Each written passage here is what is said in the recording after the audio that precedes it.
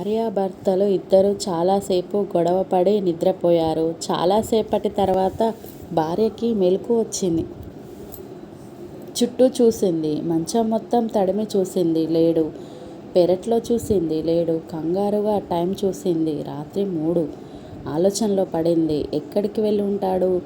చిన్నప్పటి ఫ్రెండు పక్క వీధిలోకి మారింది కదా, అక్కడికి వెళ్ళాడా?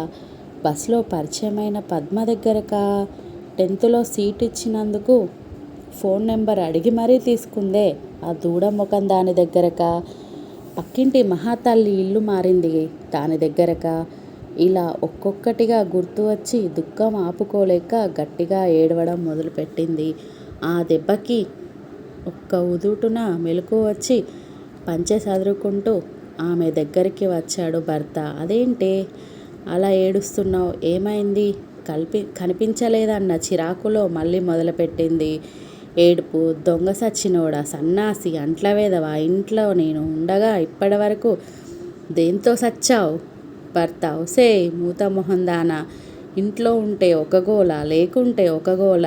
అయినా పెళ్ళి అయిన దగ్గర నుండి మంచం చావటే, అందుకే మంచం కింద పడుకొని సచ్చినానే నీ అమ్మని కడుపు. ముందు చూపు. రామారావు: ఈమె నా భార్య సార్, ముందు చూపు ఎక్కువ. ఈరోజు చేయాల్సిన పని నిన్ననే చేసేస్తుంది. ఆఫీసర్: వెరీ గుడ్, భోజనం చాలా బాగుందమ్మా. రామారావు: వంట కూడా అంతే సార్. ఈరోజు మీరు వస్తున్నారని తెలిసి వంట కూడా నిన్ననే చేసేసింది.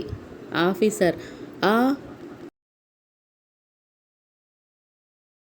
గోర్లు పెరిగినప్పుడు గోర్లను కత్తిరిస్తాం, వేళ్ళను కాదు కదా.